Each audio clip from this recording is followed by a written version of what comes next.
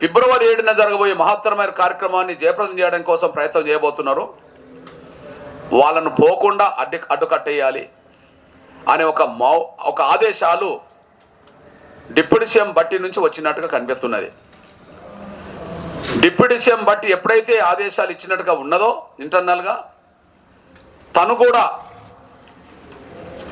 కార్యదర్శి గారికి వెంటనే ఎలాంటి సభలు సమావేశాల్లో పాల్గొనొద్దు అని చెప్పి ఇక్కడ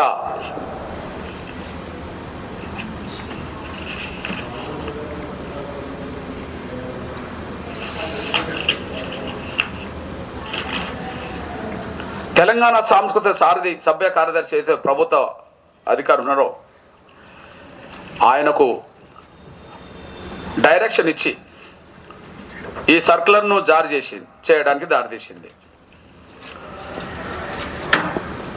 అందులో స్పష్టంగా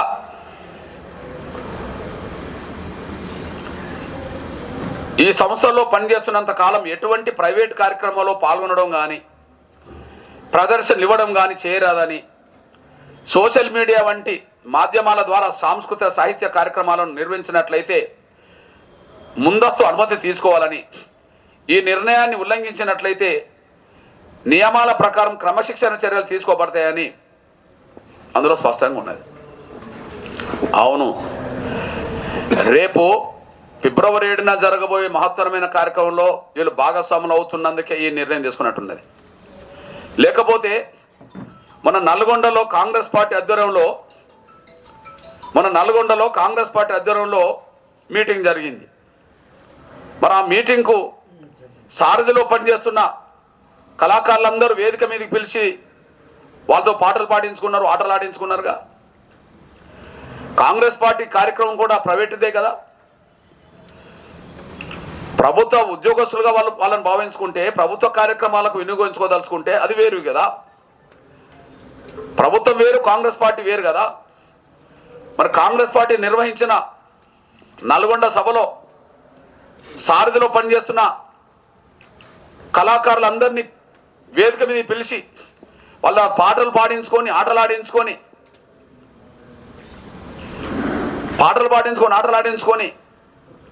వాళ్ళ సేవలను ఉపయోగించుకున్నది కదా కాంగ్రెస్ పార్టీ.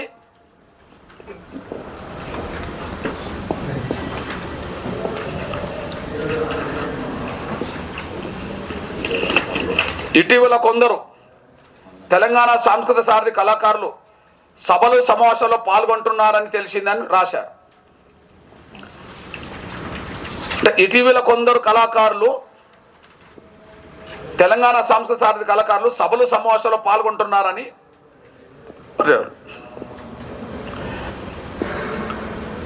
అంటే మాదిగ ఉద్యమంలో ఎంఆర్పిఎస్ వర్గీకరణ పోరాటంలో భాగస్వాములైన సమావేశాల్లో పాల్గొంటున్నారంటే ఇది ప్రభుత్వ వ్యతిరేక కార్యక్రమం ఎట్లా అనుకుంటున్నారు?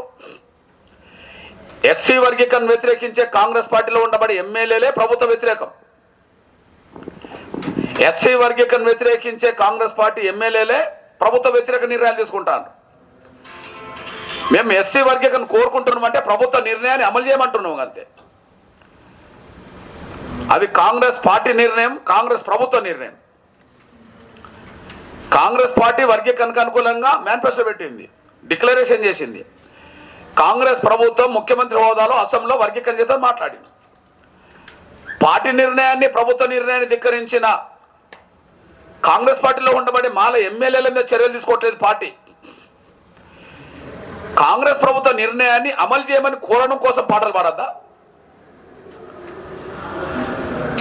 కాంగ్రెస్ ప్రభుత్వ నిర్ణయాన్ని మేము అంగీకరించమని అంటున్న వాళ్ళు కాంగ్రెస్ పార్టీలో ఉన్నారు, వాళ్ళ మీద చర్యలు తీసుకోవట్లేదు.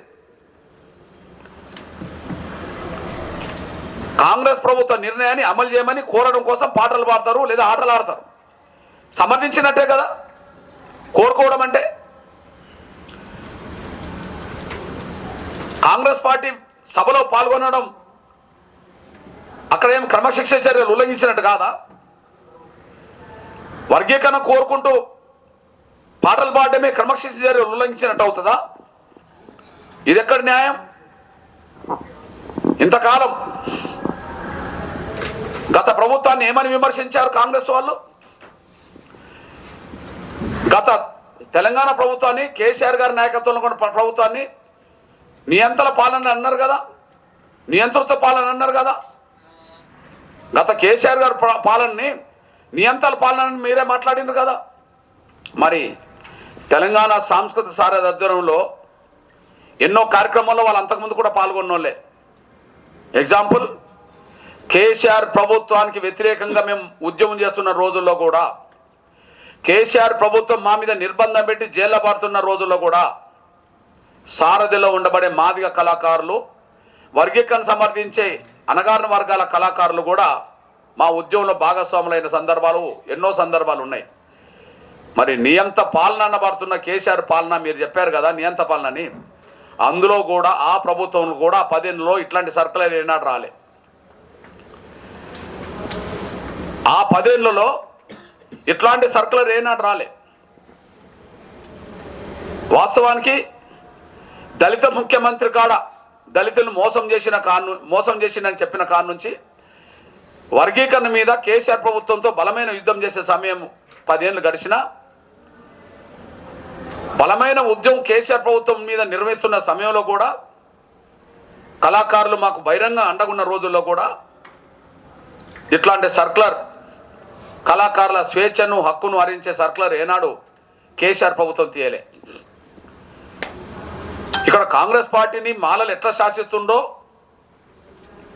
కాంగ్రెస్ పార్టీ తీర్మానాన్ని, కాంగ్రెస్ పార్టీ మేనిఫెస్టోని ధిక్కరించి కాంగ్రెస్ పార్టీ మాల ఎమ్మెల్యేలు సభలు సమావేశాల పేరుతో రెచ్చగొడుతుంటే కాంగ్రెస్ ప్రభుత్వం ఏం చేయట్లేదు. ఇంటర్నల్గా పనిచేస్తున్న డిప్యూటీ సీఎం బహిరంగ పనిచేయడానికేమో మాలలకు వెంకటస్వామి కొడుకులు ముందుకొచ్చారు. ఇంటర్నల్గా ప్రభుత్వాన్ని ప్రభావితం చేసి వర్గీకరణ వ్యతిరేక కుట్రలకు పాల్పడడానికేమో ముఖ్యమంత్రి తర్వాత డిప్యూటీ సీఎం హోదాలో మల్లుబట్టి విక్రమార్కను పెట్టుకున్నారు. మల్లుబట్టి విక్రమార్క వెన్నెలకు డైరెక్షన్ ఇస్తే ఆ డైరెక్షన్ అమలు చేయడానికి కార్యదర్శికి సూచన చేసింది. కార్యదర్శి సర్కులర్ తీశాడు. దీన్ని మేము తీవ్రంగా ఖండిస్తున్నాం. ఇది ముఖ్యమంత్రి నోటీసులో ఉంటుందని మేము అనుకోము. ఎందుకంటే కేసీఆర్ ప్రభుత్వంలో అరెస్టులై జైలుకి వెళ్ళిన వాళ్ళలో రేవంత్ రెడ్డి గారు ఉన్నారు. పదే కేసీఆర్ ప్రభుత్వాన్ని నియంత్రిత ప్రభుత్వం అని చెప్పి ఆయన మాట్లాడిండు. కానీ ఆయన పాలనలో రాని ప్రజాస్వామ్య పౌర హక్కుల హరించే చర్యలు రేవంత్ రెడ్డి గారి సర్కారులో రావడం, అది రేవంత్ రెడ్డి గారికి తెలిసి వచ్చిందని మేము భావించుకోవడానికి అవకాశం లేదు. ఖచ్చితంగా డిప్యూటీ సీఎంఏ తన సొంత కులస్తురాలైన గద్దరన్న కూతురు గారితో ఈ ఆదేశాలు జారీ చేయించినట్టుగా స్పష్టంగా అర్థమైంది. ఇది ప్రజాస్వామ్య వ్యతిరేక ఆదేశాలు, ఇది కళాకారుల గొంతు నొక్కే ఆదేశాలు. దీన్ని వెంటనే ఉపసంహరించుకోవాలని చెప్పి మేము డిమాండ్ చేస్తున్నాం. ఈ విషయంలో మరి సాంస్కృతిక శాఖ మంత్రి అయిన సోదరులు జూపల్లి కృష్ణారావుకు తెలుసో లేదో మాకు తెలియదని భావించుకుంటున్నాం. రేపు మా కళాకారులు ఈ సర్కులను వెంటనే రద్దు చేయండి అని చెప్పి మంత్రి గారిని కలుస్తారు. అదే సమయంలో అవసరం అనుకుంటే ముఖ్యమంత్రి గారిని కూడా కలిసి ఇది ప్రజాస్వామ్య కళాకారుల స్వేచ్ఛను హరించే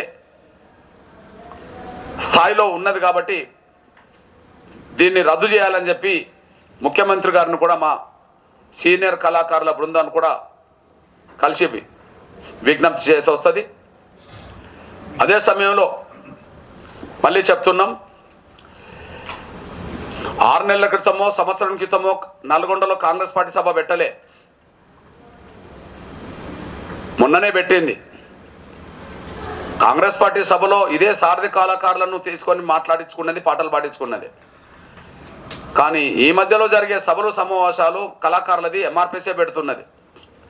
అందులో మాదిగ కళాకారులే కాదు, అణగారిన వర్గాల కళాకారులు అందరూ పాల్గొంటున్నారు. ఇందులో సర్కులర్ చెప్పిన దాని ప్రకారం మాదిగ ఉద్యమంలో పాల్గొనొద్దని,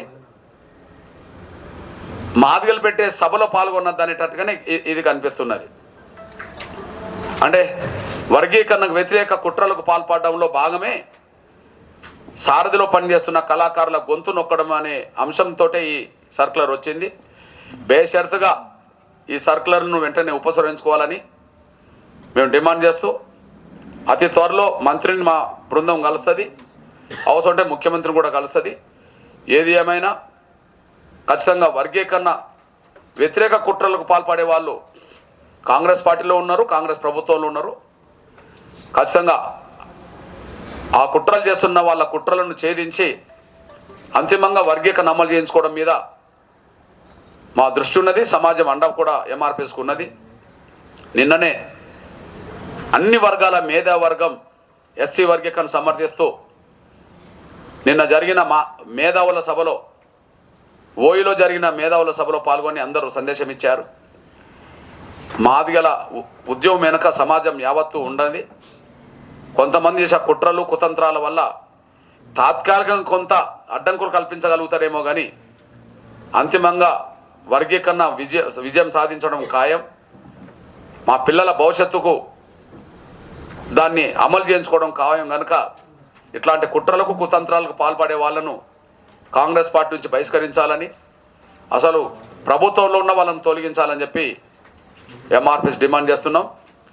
మళ్ళీ సోదరులు గద్దరన్న గారి కూతురుకు నేను విజ్ఞప్తి చేస్తున్నా, మీ తండ్రి జీవితాంతం ప్రజాస్వామిక విలువల కోసం, ప్రజా హక్కుల పరిరక్షణ కోసం, మానవ హక్కుల పరిరక్షణ కోసం, పౌర హక్కుల పరిరక్షణ కోసం తన జీవితం మొత్తం వెచ్చించిండు అనే విషయం మర్చిపోవద్దు.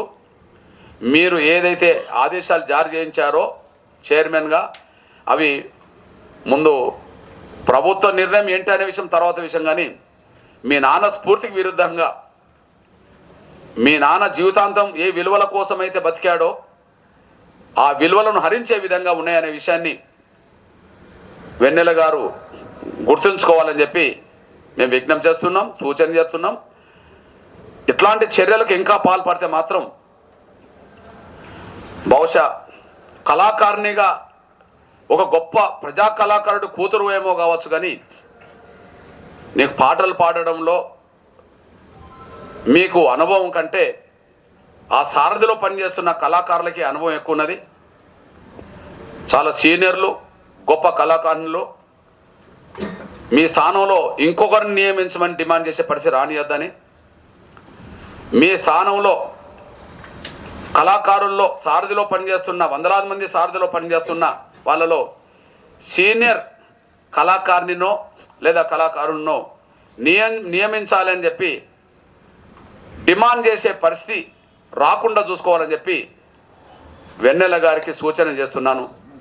ఇది సూచన అనుకోండి, లేదా డిమాండ్ అనుకోండి, లేదా హెచ్చరిక అనుకోండి, కానీ మీ నాన్న ఆశయాలకు విరుద్ధంగా మాత్రం మీ ప్రవర్తన ఉండకూడదని మాత్రం ఆమెకు గుర్తు చేస్తున్నా. ధన్యవాదాలు.